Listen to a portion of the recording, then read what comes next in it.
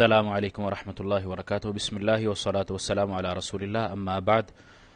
کتاب ریاض الصالحین، اس کا باب الصبر ہے۔ آج ہماری حدیث 44 نمبر حدیث ہے۔ حدیث لمبی ہے، اس وجہ سے ہم جس طرح پہلے کیا کرتے تھے کہ حدیث کا ترجمہ و تشریح اس کو سمجھیں گے، اس کو پڑھیں گے اور اس کے جو مسائل ہیں وہی سمجھیں گے انشاءاللہ۔ حدیث سیدنا انس رضی اللہ تعالیٰ عنہ روایت کرتے ہیں، اور سیدنا ابو طلحہ اور ان کی بیوی ام سلیم، ان کا ایک واقعہ ہے، قصہ ہے ان کا۔ سیدنا ام سلیم کے ہی بیٹے تھے سیدنا انس، لیکن ابو طلحہ ان کے سوتیلے باپ تھے۔ سیدنا انس فرماتے ہیں کہ سیدنا ابو طلحہ رضی اللہ تعالیٰ عنہ کا ایک بیٹا تھا، وہ بیمار ہو گیا، اور اس کی بیماری کی حالت میں ہی سیدنا ابو طلحہ کام کاج کے لیے باہر گئے، تو ان کے واپس آنے سے پہلے ہی ان کا بیٹا اللہ کو پیارا ہو گیا، اللہ کے پاس چلا گیا۔ تو ان کی بیوی ام سلیم، جو سیدنا انس کی والدہ بھی تھیں، انہوں نے اس بچے کے بارے میں اپنے شوہر کو، سیدنا ابو طلحہ کو نہیں بتایا۔ جب وہ رات کو واپس آئے تو انہوں نے بیٹے کا حال پوچھا، تو بیٹے کی والدہ ام سلیم رضی اللہ تعالیٰ عنہ کہتی ہیں کہ وہ پہلے سے زیادہ سکون میں ہے۔ یہاں پر انہوں نے تھوڑا سا جواب کنایتاً عاریتاً دیا ہے، اور یہ جواب درست بھی ہے، جھوٹ بھی نہیں ہے اس میں، کہ ظاہر ہے وہ پہلے بیمار تھا، تکلیف میں تھا، اس کو زیادہ تکلیف تھی، لیکن ابھی وہ اپنے ابدی نیند سو گیا ہے، اپنے رب کے پاس چلا گیا ہے، تو وہ زیادہ سکون میں ہے، پہلے سے زیادہ سکون میں ہے۔ پھر وہ بچہ تھا، چھوٹا تھا، اس کے گناہ نہیں، تو وہ ویسے ہی بخشا ہوا ہے، اس کے لیے سوال جواب نہیں ہے، اس وجہ سے اس طرح کر لینا جائز ہے۔ تو ان کی بیوی نے کھانا لگایا، کھانا لگانے کے بعد ان کو کھانا وغیرہ، ان کی یعنی جو خدمت ہوتی ہے باہر سے آنے کے بعد، کام کاج سے آنے کے بعد شوہر کی، وہ انہوں نے خدمت اچھے احسن طریقے سے کی۔ کرنے کے بعد پھر ان سے فائدہ بھی حاصل کیا، یعنی انہوں نے آرام کیا اپنی بیوی کے ساتھ، وہ سوئے بھی۔ تو اس کے بعد پھر سیدہ ام سلیم رضی اللہ تعالیٰ عنہ اپنے خاوند سیدہ ابو طلحہ کو اس کے بارے میں بتاتی ہیں، بچے کے بارے میں بتاتی ہیں کہ بچہ اس دنیا سے رخصت ہو چکا ہے، فوت ہو گیا ہے۔ تو اس میں سیدنا ابو طلحہ رضی اللہ تعالیٰ عنہ چونکتے ہیں، پریشان ہوتے ہیں، کہتے ہیں کہ آپ نے مجھے پہلے کیوں نہیں بتایا؟ تو میں یہ ماجرا نبی علیہ الصلوۃ والسلام کے پاس لے کر جاؤں گا۔ صبح جب ہوئی تو آپ علیہ الصلوۃ والسلام کے پاس پہنچے۔ آپ نے نبی علیہ الصلوۃ والسلام کو یہ پوری بات بتلائی۔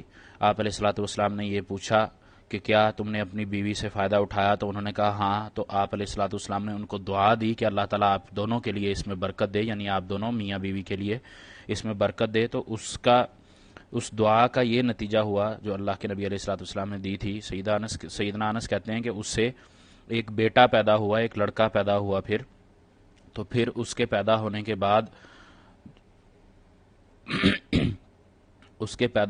بعد پھر آپ علیہ الصلوۃ والسلام کے پاس اپنی والدہ کے حکم سے، یعنی ام سلیم کے حکم سے آپ علیہ الصلوۃ والسلام کے پاس لے کر گئے۔ آپ علیہ الصلوۃ والسلام نے اس بچے کو گود میں لیا اور پوچھا کہ کیا ساتھ کوئی چیز لائے ہو؟ تو سیدنا انس کہتے ہیں کہ ہاں، کھجوریں لایا ہوں۔ تو آپ علیہ الصلوۃ والسلام نے وہ کھجوریں چبائیں، چبانے کے بعد اس بچے کو چٹائی اس بچے کے منہ میں دی، جس کو آج کل ہم گٹی بھی کہتے ہیں، گٹی بھی سمجھتے ہیں۔ تو اس کا نام آپ علیہ الصلوۃ والسلام نے عبداللہ رکھا۔ اس حدیث میں یہ وضاحت بھی ہے کہ سیدنا انس رضی اللہ تعالیٰ عنہ جو تھے، وہ سیدنا ام سلیم کے پہلے جو خاوند تھے، مالک بن نضر، وہ اسلام نہیں لائے۔ اسلام لانے کی بجائے وہ شام کی طرف چلے گئے تھے۔ تو اس کے بعد پھر سیدہ ام سلیم رضی اللہ تعالیٰ عنہ نے سیدنا ابو طلحہ سے نکاح کیا تھا۔ تو یہ اس نکاح سے یہ بیٹا پیدا ہوا تھا جو فوت ہوا، اور اس کے بعد پھر یہ عبداللہ، جس کا نام اللہ کے نبی علیہ الصلوۃ والسلام نے رکھا، اور آپ علیہ الصلوۃ والسلام کی دعا سے وہ پیدا ہوا۔ یہ روایت بخاری اور مسلم میں موجود ہے۔ اس میں مزید وضاحت ہے۔ بخاری میں روایت ایک اور ہے کہ ابن عیینہ رحمہ اللہ کہتے ہیں کہ انصار کے ایک آدمی نے انہیں بتایا کہ میں نے عبداللہ جو بیٹا یہ پیدا ہوا تھا سیدنا ابو طلحہ کا، وہ اس کے 9 لڑکے دیکھے جو سب کے سب قرآن مجید کے قاری تھے، عالم تھے، یعنی اللہ کے نبی علیہ الصلوۃ والسلام کی دعا اتنی کارگر ثابت ہوئی کہ اللہ تعالیٰ نے اتنی زیادہ ان کو، ان کے خاندان میں، ان کے فیملی میں برکت دی، اور ایک دوسری روایت جو مسلم میں موجود ہے اس میں یہ ہے کہ سیدنا ابو طلحہ رضی اللہ تعالیٰ عنہ سے ایک بیٹا پیدا ہوا جو سیدہ ام سلیم سے تھا. وہ فوت ہو گیا. فوت ہونے کے بعد جب ابو طلحہ گھر پر آئے تو ان کو اس چیز کی خبر نہ دی. تو اسی طرح جو پیچھے حدیث بخاری کی حدیث جو ہم نے پڑھی اس میں جو بیان ہوا کہ انہوں نے خاطر تواضع کی, اپنے شوہر کی کھانا وغیرہ دیا, پھر ان کے لیے اپنے خاوند کے لیے بن سنور کے آئیں, تیار ہو کر آئیں, تو انہوں نے اس سے فائدہ حاصل کیا.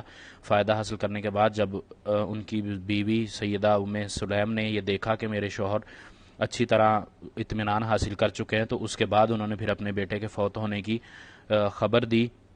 خبر دینے کے بعد اور اس کا طریقہ انہوں نے یہ اپنایا کہ سیدنا ابو طلحہ سے انہوں نے پوچھا کہ اگر آپ کو کچھ لوگوں کی طرف سے گھر والوں کو کوئی چیز عاریتاً دی جائے, یعنی عارضی طور پر آپ کو کوئی چیز دی جائے, اور پھر اس کے بعد وہ اپنی چیز واپس مانگ لے, جس نے آپ کو ادھار چیز یا ویسے رکھنے کے لیے یا فائدہ حاصل کرنے کے لیے کوئی چیز دی ہے, اب وہ اصل مالک اپنی چیز واپس مانگ لے, تو آپ انکار کریں گے؟ سیدنا ابو طلحہ نے کہا کہ نہیں, میں تو انکار نہیں کروں گا, جس کی چیز ہے وہ واپس لیتا ہے تو لے لے, مجھے کوئی مسئلہ نہیں. تو پھر انہوں نے اس بات کے بعد کہا کہ اللہ کی طرف سے جو آپ کو انعام دیا گیا تھا, نعمت دی تھی آپ کے بیٹے کی صورت میں, وہ اللہ نے واپس لے لی ہے.